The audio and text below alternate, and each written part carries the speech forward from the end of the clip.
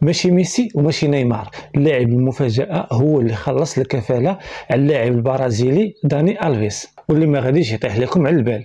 كنا عارفين التهمه اللي دار داني ألفيس اللي مخليها كيدوز من بزاف ديال الضغوطات، واللي بسببها خضر 4 سنين ديال السجن، زائد انه سال الكارير ديالو، واللي بسبب هذه المصيبه اللي دار داني ألفيس فقد جميع الصفقات الاعلاميه اللي دار، واللي هما كانوا مصدر الرزق ديالو. الحاجه اللي خلاته الان مفلس وما عندوش فلوس باش يخلص الكفاله ديالو. الصراح المؤقت اللي هو فيه الان بسبب انه دفع للمحكمه غرامه مليار سنتيم، واللي هو ما عندوش بطبيعه الحال. بزاف قالوا نيمار هو اللي عطاها ليه، لكن هاد الهضره ما كايناش.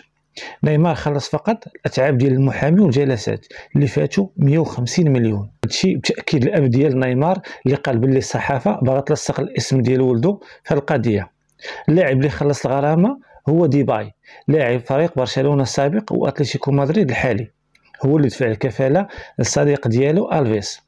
واخا غادي يجيكم غريب، هاد الخبر راه بصح، وإذا بغيتو تأكدوا دخلوا للتعليقات آخر منشور ديال ديباي مينفيس، وغادي تشوفوا الناس كيفاش تشكروا على البلان اللي دار.